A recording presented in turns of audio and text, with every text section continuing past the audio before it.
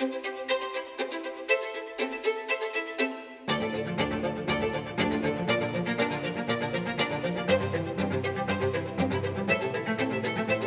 Mont-Saint-Michel est un site extraordinaire, connu à travers le monde, et qui accueille chaque année des milliers, voire des millions de visiteurs. Et la situation des réseaux au Mont-Saint-Michel était telle qu'il était urgent d'engager des travaux importants pour mettre aux normes finalement ces réseaux souterrains. Il fallait absolument ces travaux-là parce que les égouts étaient complètement cassés, tout était vétuste. Il y avait vraiment urgence.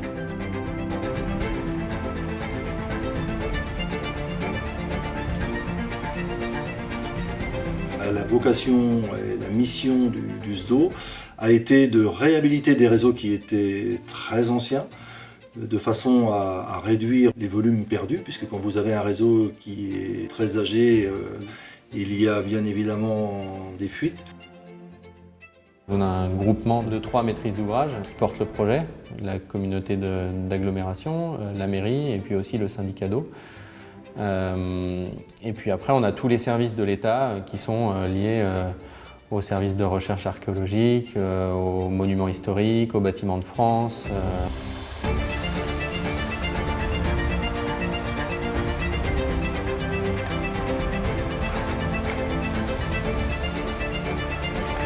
Tourneau est une entreprise familiale qui est basée à Avranches depuis 100 ans. Elle est spécialisée dans les travaux publics, la construction de réseaux d'eau, d'assainissement et de réseaux électriques ainsi que gaz, ce qu'on appelle les réseaux secs d'un côté et les réseaux humides de l'autre.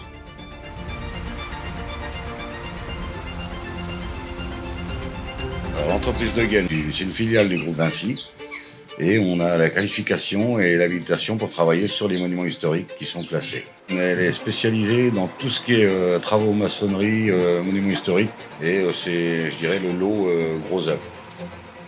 Les entreprises retenues pour œuvrer sur ce chantier étaient forcément des entreprises avec une très forte expertise, capables de s'adapter à un terrain particulièrement difficile. On ne peut pas envoyer dans les rues du Mont-Saint-Michel de gros véhicules, donc il a fallu s'adapter à des conditions bien spécifiques. Cohabiter aussi avec un flux touristique qu'il a fallu réorganiser, réorienter, et aussi avec les exigences des commerçants qui devaient pouvoir continuer à ouvrir leurs boutiques.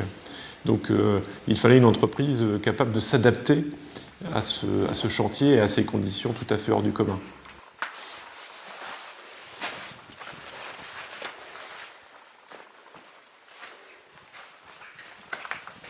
On a démarré la première phase qui a été décidée.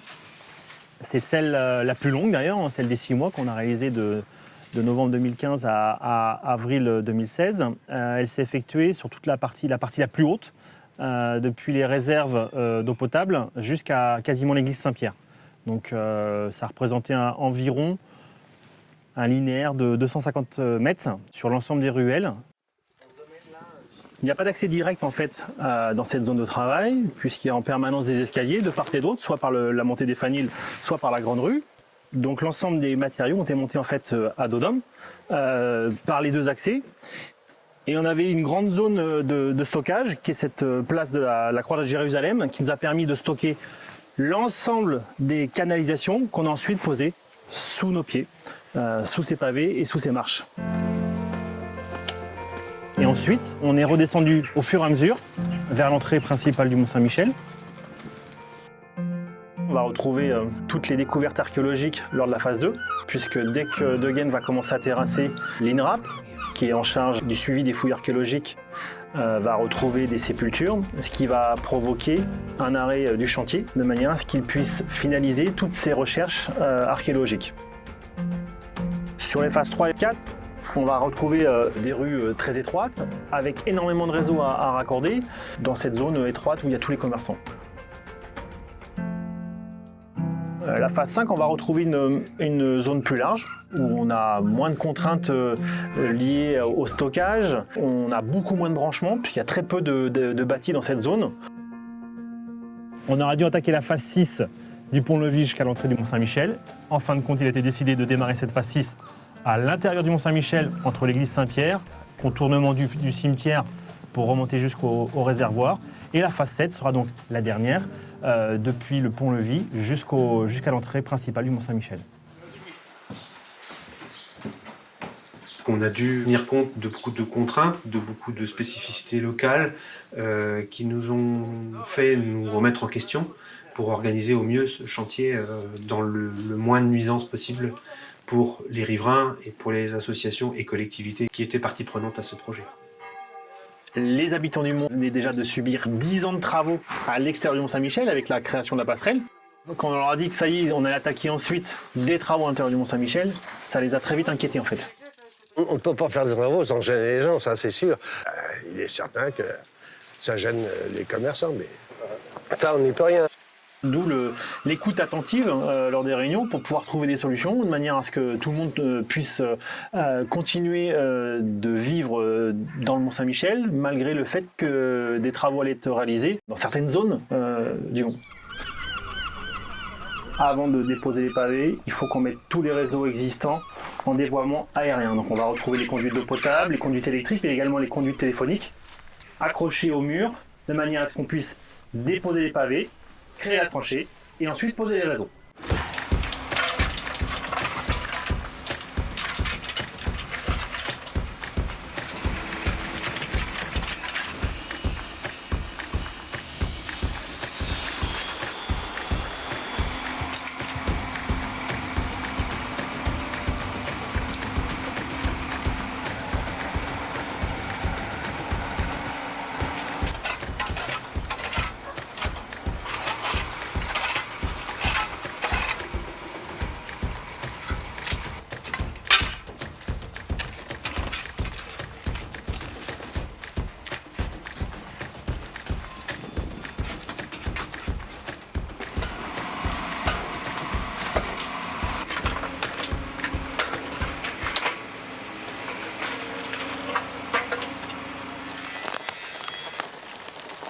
On a donc différents réseaux à poser, l'eau potable, la défense incendie, un réseau d'assainissement unitaire, les fourreaux pour le téléphone, la vidéo, la sono, et également des câbles d'éclairage public et de réseaux électriques basse tension. Dans un espace extrêmement restreint, il y a une quantité de réseaux assez incroyable. En fait, tous les réseaux qui pouvaient être enterrés sont aujourd'hui sous les pavés des rues du Mont-Saint-Michel. De faire croiser tous les réseaux qui existent dans une ruelle qui peut faire 1 mètre ou 1,20 m de large, ça devient assez compliqué.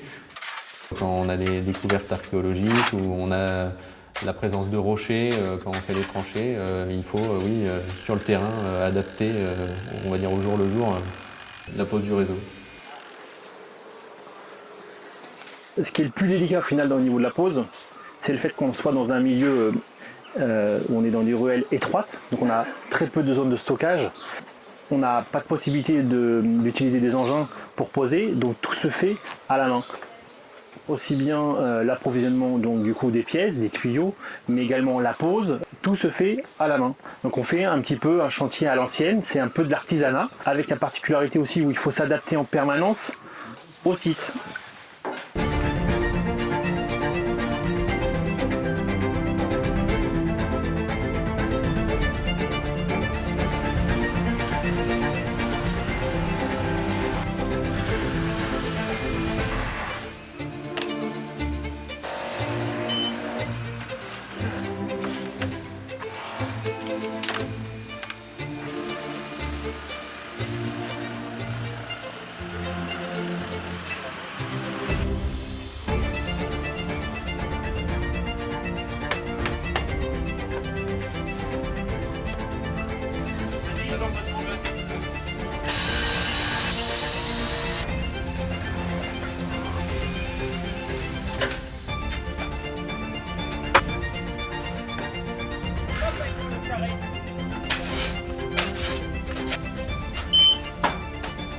Le bleu, l'eau potable, le télécom, les tuyaux gris, et l'assainissement, l'unitaire, le tuyau blanc. Et le petit tuyau orange, là-bas, c'est le tuyau de la sono. On savait dès le départ qu'on allait trouver du rocher et qu'on ne pourrait pas créer les réseaux avec ces règles de l'art. Donc il fallait que tout le monde accepte qu'on puisse poser dans des conditions spécifiques. Donc le choix a été fait de conserver un réseau unitaire parce qu'il n'y aurait pas la possibilité de créer un réseau séparatif sur l'ensemble du parcours du chantier. Alors la particularité du réseau unitaire, on raccorde toutes les gouttières, on pose de nouvelles grilles pour pouvoir avaler l'eau qui s'écoule sur l'ensemble des ruelles. Il faut être vigilant aussi aux remontées d'odeur, puisqu'un réseau d'unitaire, ça crée un gaz. Donc il était important de poser des pièces qui vont filtrer toutes les remontées d'odeur sur l'ensemble des entrées de ce réseau, notamment les gouttières et les grilles à valoir.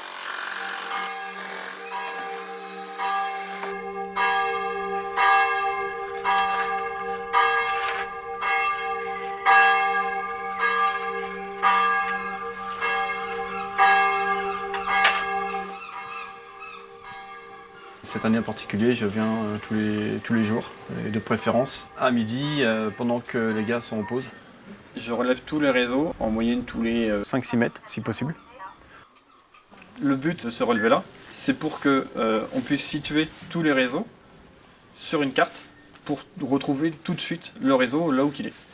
On est à 2-3 cm de précision.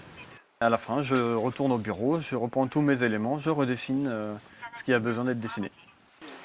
Ça, tu t'arrêtes là? Ouais. Ce qui va me manquer, ça va être les 2 siphons qui vont...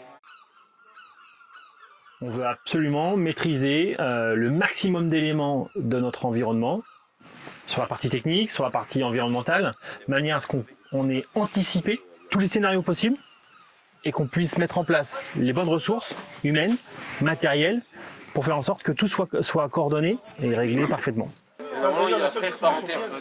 On a des conducteurs travaux qui sont assistés avec des préparateurs de chantier qui vont les aider justement à anticiper toutes ces contraintes. Et puis on a des outils qui nous aident à corréler l'ensemble de ces données, mais également de pouvoir les mettre ensuite dans un planning de manière à ce qu'on objective l'ensemble des scénarios qu'on imagine avant et qui vont nous permettre ensuite de pouvoir les suivre et les contrôler dans le temps.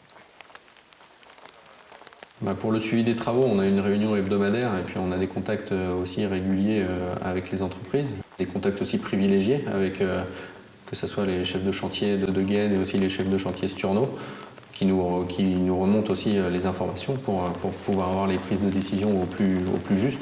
Et on a toute la partie préparation avec les conduites d'opération, les conducteurs travaux et de chez De Gaine et de Sturno. On n'a pas eu de non-conformité révélée sur le chantier, donc c'est tout à fait appréciable. Et puis on travaille aussi en confiance avec l'encadrement et puis aussi les équipes sur le chantier.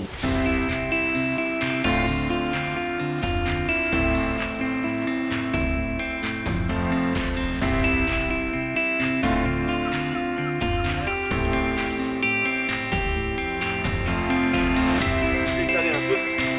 Tu le maintiens en buté là-bas, je te suis. Ok. Ça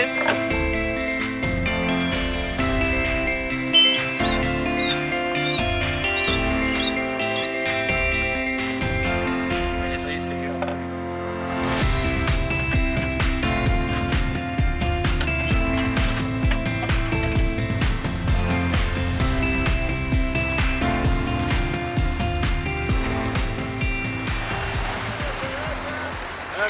C'est bon?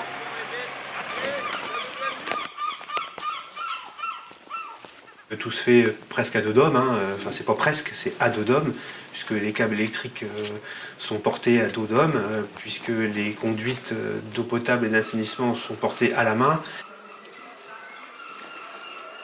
Ça veut dire également qu'il faut qu'on soit coordonné avec l'entreprise de Gaine pour mobiliser toutes les ressources sur site pour effectuer les gros déplacements d'équipements qui sont plus lourds, comme le câble électrique ou des regards de visite.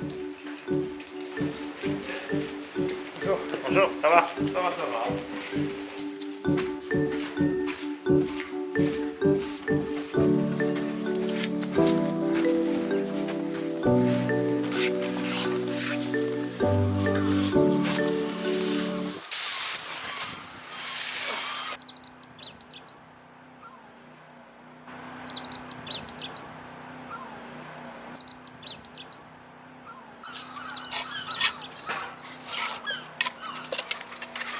Moi, j'insiste pour que les joints restent pareils que tout le début de la durée des tranches. Et si c'est des joints trop pleins, c'est pas joli. Si c'est trop creux, ça garde la poussière. Donc il faut qu'il soit vraiment à fleur et à franc pavé, quoi.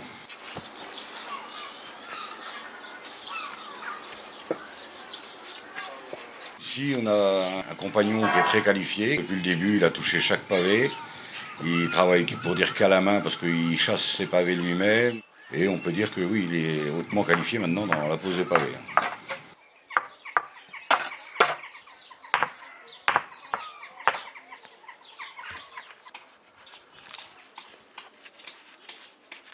Et il y a toujours, une fois qu'on avait un bon morceau de pavé de poser, il y a toujours une équipe qui suit derrière à rejointer.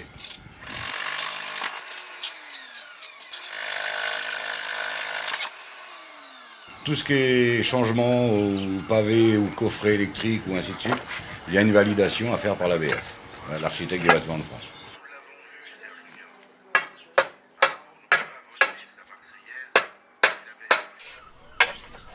On sait à quel point le Mont-Saint-Michel est l'objet de toutes les attentions, notamment des services du patrimoine au niveau national. Donc la gageure, finalement, c'était bien de ménager le sous-sol, de le doter d'équipements performants, mais tout en garantissant l'aspect esthétique et patrimonial du site.